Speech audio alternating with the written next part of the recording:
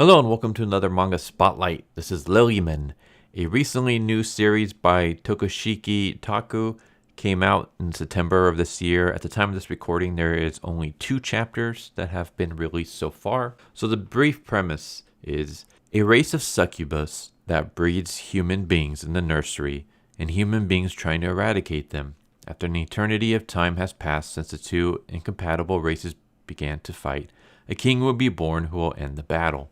So that summary kind of gives you a little bit of an idea, but hopefully this video will give you more of an idea of what the series is about. Best way I can explain it is has a lot of Tokyo Ghoul similarities. Tokyo Ghoul maybe with a little bit of the Promised Neverland. So yeah, let's just get right into it. So our main character in the series is a man named Nito. I want to say he's probably 17, 18, older teen, young adult, that age. And he lives inside this walled facility with a bunch of other humans. And yeah, they're almost kind of treated like lab animals. Like, for example, a nurse shows up and she says it's feeding time, and a tube basically comes from the ceiling and they put it in their mouth, and that's how they get their nutrients. And every day, Nito is doing push-ups. He does 500 push-ups every morning. And the reason why is because there's this social apathy test that the humans have to participate in. And if you can complete the test, then you are able to be freed. So the excuse that the people who run this hospital give is that you're weak. You're not able to live outside our walls because the outside world is a dangerous place. There's something wrong with you. That's why we're going to give you nutrients. We're going to try to help you. And if you can pass these tests, then that proves that you are strong enough, both physically, mentally. You're strong enough to go outside and survive in the real world. So Nito wants to go outside, and he wants to explore the actual world. He spent his entire life inside this building along with everybody else. None of them have ever seen the outside world. And so his dream is to one day pass the test and go out. And we see a couple of people who are actually able to pass the test. We have Chizuru, who passes the blood test, Maruko, who passes the bone test, Reina, who passes the body fat test. We have Musashi, who passes the muscle test. Nito goes and he fails. He fails every single test. He actually ends up breaking his left arm in the process of doing one of the tests. And yeah, we get this brief little interaction where we discovered that Nito has failed every single time, every single test, no matter how much he tries.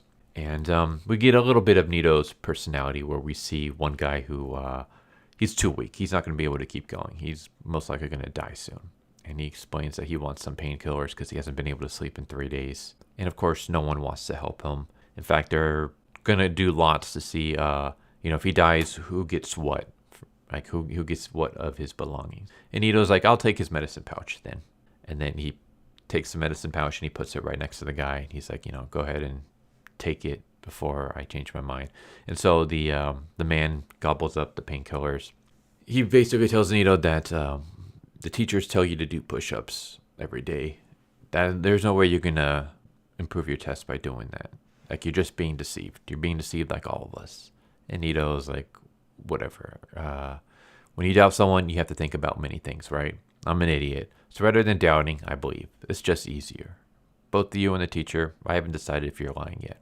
So, yeah, we get the sense that he's very trusting. He likes to give people the benefit of the doubt. And another thing that he has is he has heard so many stories of the outside world. And so he shares them with the quote-unquote inmates, the patients. So as this guy is laying in his bed, most likely dying, Nito tells him a story about the outside world, about, something called bread, about something fluffy and delicious. Speaking of fluffiness, we can't forget about cats. And then the next morning he finds out that he's dead. Nito's like, well, another friend has died. And that's when Musashi comes up to Nito and says, hey, come with me for a bit. And he goes out, and it's all the other people who have passed the test. And they tell Nito, we're escaping from this hospital. And Musashi explains, Nito, do you know the 100-meter world record?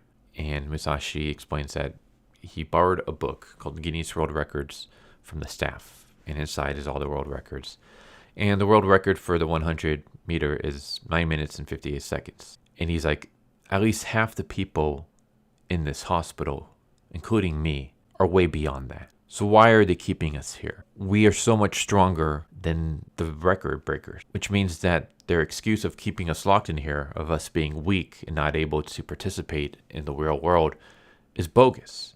There's something fishy going on here. Not only that, but look at this. And he pulls up his shirt and he reveals that there's his stomach is swelling. It keeps increasing. And as it keeps increasing, he keeps becoming more and more powerful. And he's like, just something's wrong here. All of us have gained some kind of powers. Like the one who passed the blood test is able to create weapons out of her blood. The bone test is able to stretch out his limbs. The other one's able to create like fire. So we're changing into something else. And we believe that if we stay here, we're going to end up becoming monsters. So we want to get out. And we want you to come with us. And they're interrupted by a nurse. And so the people pass the test. They've been informed you've passed the test. You're now discharged from the hospital. You guys are leaving tonight. And as they're walking away, Nito's like, hey, everyone, congrats. Now you can do what you wanted outside. Go. I'll definitely leave the hospital later. And so they leave. And then he asks the teacher, hey, I was told to do 500 push-ups every day, but my test didn't improve at all. She's like, well, then do it 5,000 times a day.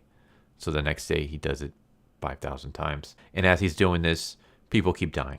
More and more people around him are dying. It's dwindling down, less and less. And not only people dying, but some of them are passing and stuff. So he believes that I'm never going to get out of this place. I think I'm going to be stuck here. And that's when he sees the rookie nurse walking down the hallway with the Guinness Book of World Records. And he decides to follow after her.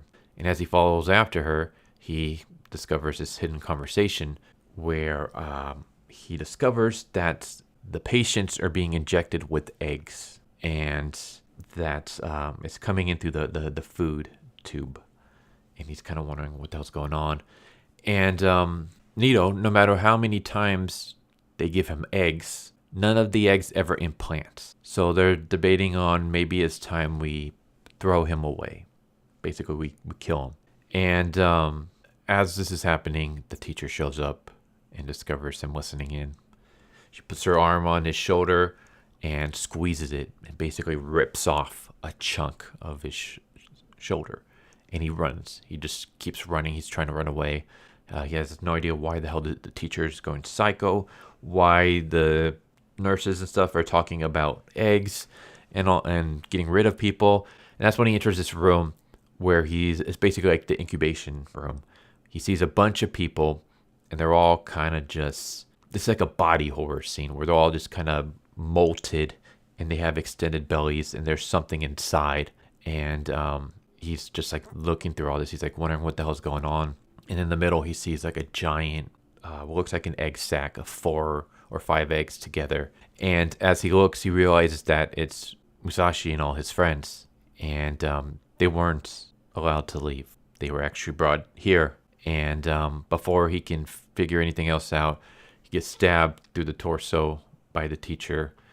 And she says, you're not allowed here. These are seedlings, and you guys are seed beds. And she explains that they're succubus, or succubi, I guess the plural would be. They can't reproduce on their own. How they would reproduce is they would lure humans after night and implant their eggs in them. You all know the story about succubus, about how they sneak into men's bedrooms and sleep with them. And that's how they would implant their eggs. But then they realized that that's too much of a hassle. It would be better if we did this instead, where we just take a bunch of humans, kidnap them, and then we just put the seedlings in there. And then we just keep the cycle going. It's so much easier than having to go, window to window and stuff if we just have them already all here. And she ends up ripping him in half. She bisects She bisects him from the waist down, and he drops. He's dying, and as he's dying, he's thinking about his dream. His dream was to get out of here, was to leave with all his friends and see the outside world. And Musashi, who's still alive, these people are still alive. He sees Nito, and he's like, Nito, run away. Like you got to get out of here. And it's kind of like, how is he going to run away when he has no legs? So yeah, as this is happening, Nito pulls his upper body towards where all his friends are, and he like opens up the sack and he goes inside of it. And inside, one of the baby succubi connects with him, starts like merging with him, and he has like this vision, and he sees all his friends. They're like, we told you to run away. Why didn't you? And he's like, well, I thought we were all going to go away together. And yeah, his friends basically explain that the reason why we wanted you to come with us is because you're the one that kept us going. Like, you're the ones who gave us dreams. You're the one who kept talking about the outside world and things like bread and cats and all these other things that we want to, experience for ourselves. It was because of you. And that's why we wanted you to leave with us. Looks like none of us are going to leave here now, but we believe that there's a chance that you can still make it. How about instead of you being a seedling for one of these succubus, why don't you make the succubus your seedling? And so all of his friends put their hands on him and basically put all their power and abilities into him, as well as the baby succubus that has attached itself to him. And so Nito rips himself out of the egg, and he has morphed into an incubus, basically. Yeah, he looks pretty badass here. And so he becomes like a half-breed. Even the teacher says a breeding demon that's supposed to make humans into a seedbed is actually turned into a human seedbed. Instead of becoming a seed for the baby succubi, instead he used the baby succubi to become a seed for him. And he morphs his arm. He uses Musashi's power of muscles to make it huge, punches the teacher in the face and just obliterates her. And then he passes out. And as he's passing out, he has a vision of all his friends. And he says, I've had a dream, living a normal and happy life with my friends from the hospital.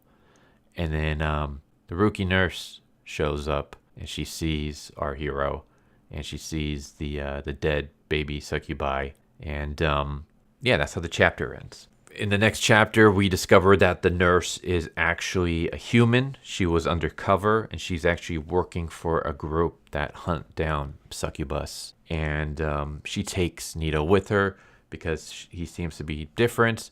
She doesn't know if he's human, if he's a monster, like what's going on with him. She's going to try to get answers from him.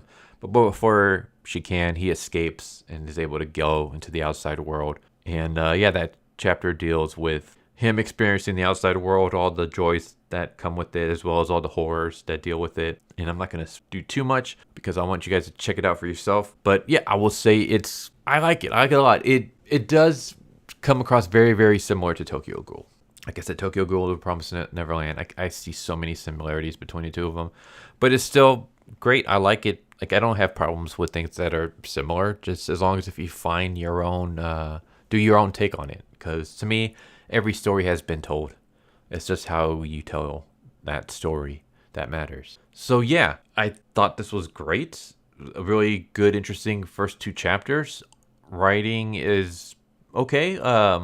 This is translated by Turtle Bro Scans, and I think they did a pretty decent job. The artwork is great. It's fantastic, especially like the more gory body horror moments that we get actually comes across as kind of just like creepy and unnerving. And I'm interested to see where this goes. We have a character who is very sympathetic, someone that's easy to root for. And I guess at least now, like, he doesn't come across as wimpy. He's not weak. He's willing to put in the work. He has a good dream. He's not the butt of jokes like some other stories I've read. I would say he's maybe a bit naive, but that's just because of the fact that he has lived his whole life in this hospital and never experienced the outside world. So, of course, all that stuff is going to be new to him. But even then, he's not like a retard like a lot of other manga characters can be sometimes. So, yeah, everything about this seems very, very promising. But, yeah, there you go. There is Lili-Men. I like it. If you enjoy Tokyo Ghoul, if you like that kind of story, check it out. If you're just looking for something new, give this a shot. I mean, it's free, so why not? But yeah, there you go. Anyways, I hope you enjoyed the video, and I hope to see you next time. Take care, everybody. Later.